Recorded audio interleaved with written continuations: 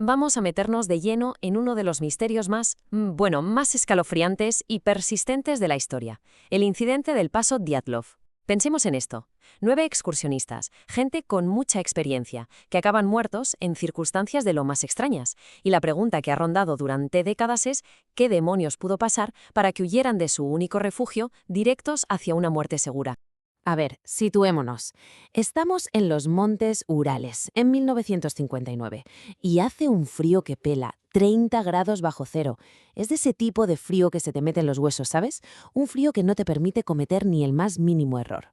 Y justo ahí, en mitad de ese infierno helado, nos encontramos con un detalle que es que no tiene ni pies ni cabeza. Resulta que algunos de los cuerpos aparecieron descalzos. Sí, descalzos en la nieve, a cientos de metros de donde tenían la tienda. Pero esperen, que la cosa se pone aún más rara. Su tienda de campaña, su único refugio contra esa ventisca, estaba rajada. Pero no de cualquier manera, no. La habían cortado desde dentro. O sea, ellos mismos la rompieron para salir, huyeron de su propia seguridad. Es increíble.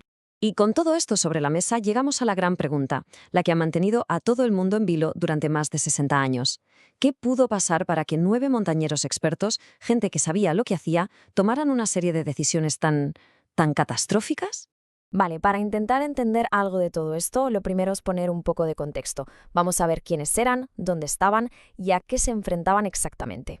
A ver, los datos claves son estos. El sitio, el paso Dyatlov, un lugar perdido de la mano de Dios en los Urales, en la antigua Unión Soviética.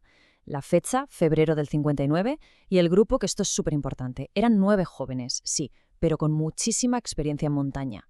El líder era Igor Dyatlov, y quiero insistir en esto, no eran unos principiantes que se habían metido donde no debían. Sabían perfectamente lo que hacían.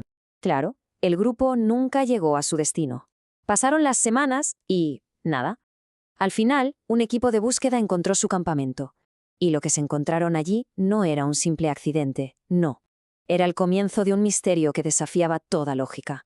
Y es que las pruebas que encontraron eran, un sinsentido. La tienda, como ya hemos dicho, rajada desde dentro.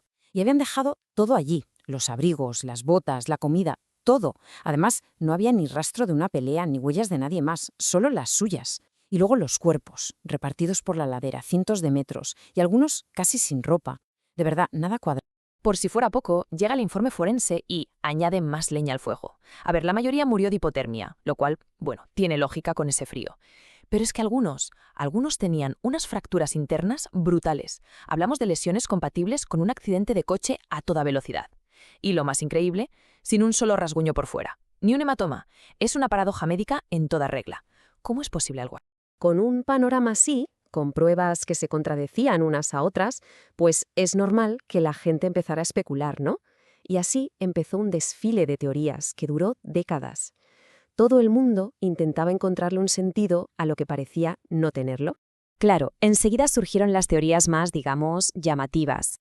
¿Que fue un animal? Pues no, porque no había ni una sola huella de oso ni de nada parecido.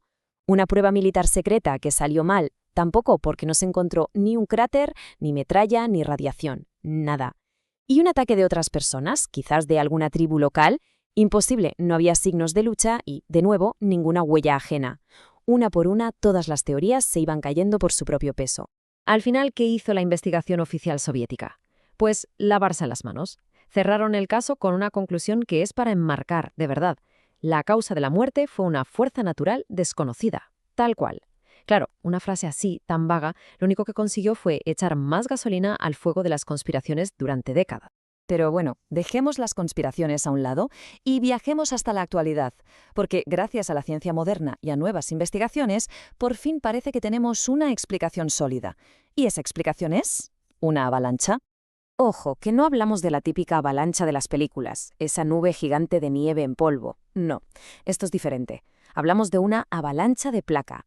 Imaginen un bloque enorme de nieve, denso y compacto, como una losa, que de repente se rompe y se desliza sobre una capa más débil que hay debajo.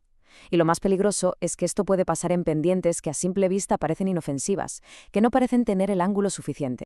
Y esta idea de la avalancha de placa, de repente, hace que todas las piezas encajen. Vamos a reconstruir lo que probablemente pasó. 1. La placa de nieve se desliza y golpea la tienda. Pensemos que es de noche, oscuridad total. 2. El ruido, el peso de la nieve sobre ellos. Se desata el pánico. Creen que los van a sepultar vivos. 3. En esa desesperación, rajan la tienda desde dentro para salir como sea. 4. Huyen a la carrera, sin pensar, sin coger abrigos ni equipo. Y 5. La tragedia. Unos mueren de frío y los otros, corriendo a ciegas en la oscuridad, caen por un barranco cercano. Y ahí tenemos la explicación a esas fracturas internas tan brutales.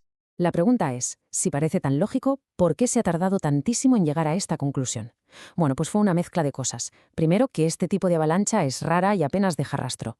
Segundo, que el terreno, como decíamos, engaña a la vista. No parece peligroso.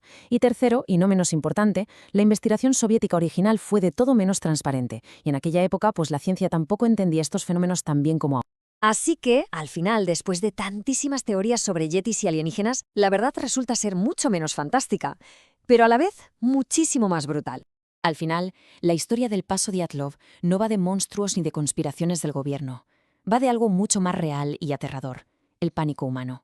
Es la historia de cómo, en apenas unos segundos, el miedo pudo llevar a un grupo de expertos a tomar la peor decisión posible y a enfrentarse al poder inmenso y ciego de la naturaleza. Y esto nos deja con una reflexión final que la verdad da un poco de escalofríos. A veces nos empeñamos en buscar explicaciones rocambolescas, misterios ocultos, pero la realidad no siempre es misteriosa. A veces la realidad es sencillamente brutal.